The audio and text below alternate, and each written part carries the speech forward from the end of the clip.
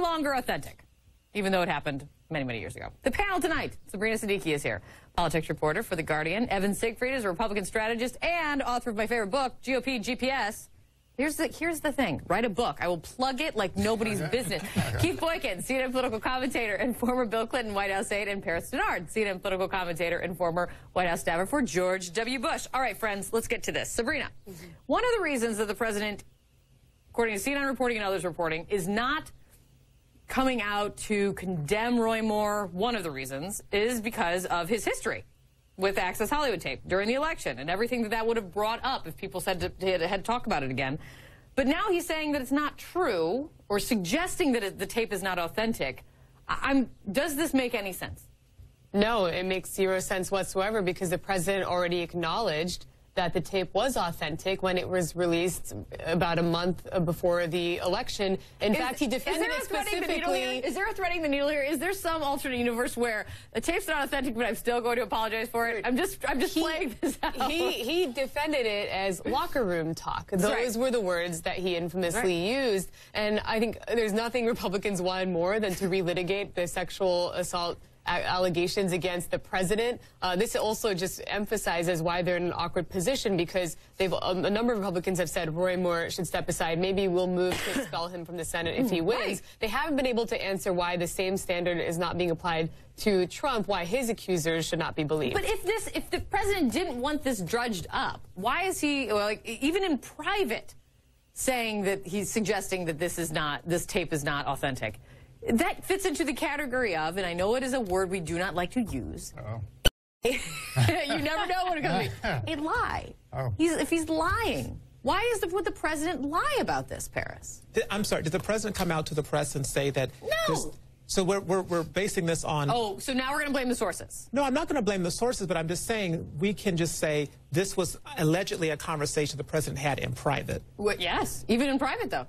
And so I think that you can speculate all you want, and you can throw out things in private just as hypotheticals. But I think the president is clear. The interview that you all showed when he was on CNN, he said he apologized for the words, he called it locker room talk, and he's moved on.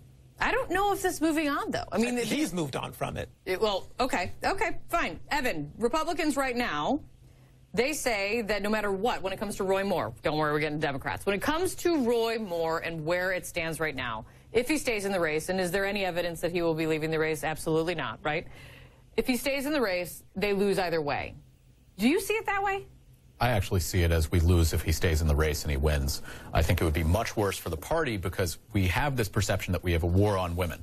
And standing by Roy Moore, and there's a certain segment of the Republican Party that is saying Roy Moore over Doug Jones because Doug Jones's policies are bad. And I agree 100% Doug Jones's policies are bad, but you have an accused child molester. And when you stand by somebody who's accused of that, with multiple women who have gone on the record, and you have Jeff Sessions saying, I believe Lee Korfman and all the other accusers, you stand by that, what does that say about you as a party? As a party, 20 years ago, we had Bob Packwood in the Senate, who was expelled for sexual harassment of somebody over 18. We had Bob Livingston, who was about to become the Speaker of the House when allegations of an affair with somebody who was an illegal adult came out. We drummed him out of Congress. Mark Foley in 2006. The party of moral values has basically cut our own leg out from under us, and we cannot speak from any position of moral authority on this now. Democrats have their own problems right now, and I'm talking about divisions within. The Republicans have divisions here within their party. They've got issues. Democrats have issues now as well. You have Franken and Conyers. Neither of them are stepping down or resigning from their jobs. Nancy Pelosi calling Conyers an icon yesterday and catching a lot of flack for it. Is Nancy Pelosi, the top Democrat in the House, is she playing the same game that Donald Trump is playing right now, only seeing this through a political lens? Well, I don't know. I hope not, because this is an issue that shouldn't be a Democrat or Republican issue. It should be. I'm not going to disagree with you there. It should be a right or wrong issue. And my take on it, and I'm not saying this as a Democratic strategist, as an American citizen, I think that everyone should be investigated. If there are complaints, there are credible complaints, regardless if they're for Democrat, Republican, or Independent. We should have an investigation, a thorough process for Al Franken, for John Conyers, and for Donald Trump and Clarence Thomas as well. I don't think we can just focus on one side. And I think is sexual assault and sexual misconduct is a serious issue. Let's investigate it everywhere it happens in our government.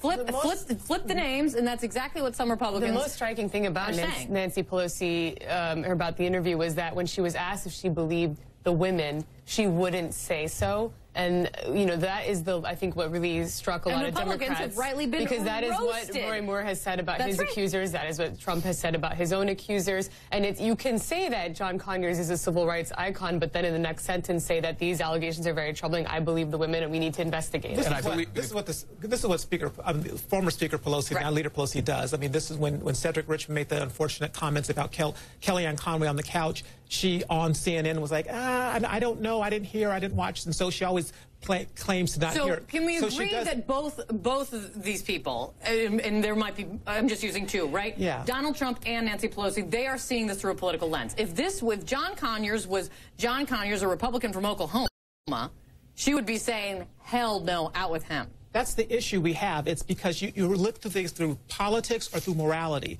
And what everyone in Washington, D.C. knows, on the Hill knows, everybody that's elected is not a moral leader. We want them to be, but when you look through a political lens, they play politics. I hear you, but here's my problem with this whole thing. Why is there a different standard for politicians and a different standard for everybody else in business? Everybody would be gone if they are. Well, that wasn't true.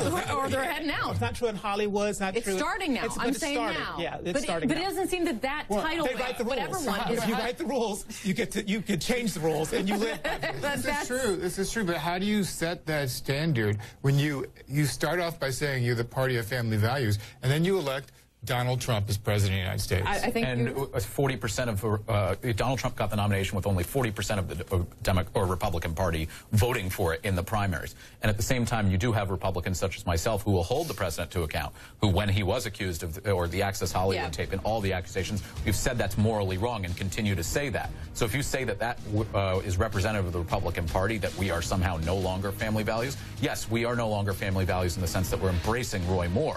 But at the same time, how can Democrats go out when they have their leader of their party, Nancy Pelosi, is saying, believe all women with an asterisk on the end? That's morally sick. I'm telling you, divisions. Not solving them here today. Coming up, crunch time, Republicans up against a hard deadline to get one big legislative win on the board before the end of the year. Whose deadline set? Who set the deadline? They did. It's always a self-imposed deadline. Will President Trump help them or hurt their chances? We'll be right back.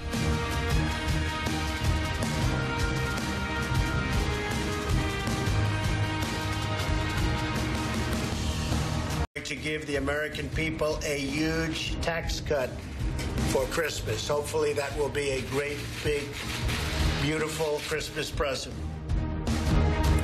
That was President Trump making a very big promise last week. It's probably safe to say that gifts of health care reform and infrastructure improvements are not going to make it in time to get under the Christmas tree. But how about some tax reform? We'll see. Let's get back to the panel. Okay, Sabrina, this is a make-or-break week for tax reform. I know. You're probably having deja vu. I've said it for 3 weeks now. But it is. Why does this week matter so much? Well, I think that as Republicans are contending with some of the same divisions they saw in the debate over repealing and replacing Obamacare. They have broad agreement on a set of priorities. How do you get there? That's where they have fundamental disagreements. And I think that there are a number of, especially Republican senators, Republicans in the Senate, who have raised concerns about the tax reform bill in its current form.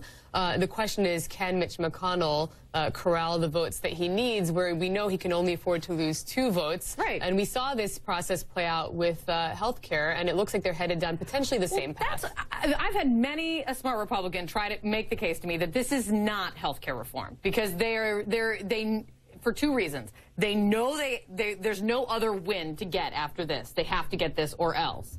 And 2, there's much more agreement on taxes than there was around health care. Do you see that? I see that, absolutely. And I also don't see a whole bunch of Democratic aid groups going out and protesting outside, because health care is a much more personal thing to people, whereas taxes are far more intellectual concept where it's a little bit harder to wrap My wallet is personal, man. Well, it's not your health care where people hear the scare tactics of they want to kill you. In the tax reform, there are problems that I have as a conservative in that we haven't cut spending. Yeah. And as a New Yorker, I have a problem because we are eliminating the SALT deduction, which would be a $72 billion increase Basically, on New Yorkers. A lot of New Yorkers and people in New Jersey are going to be paying a lot more. But it's more. You could be quadruple taxed if you live in Ohio. Oregonians are going to be charged up to $500 more in taxes. But we do need this win. Cutting the corporate tax rate is GOP orthodoxy. That's a healthy thing for us. You know what else is GOP orthodoxy, my friend?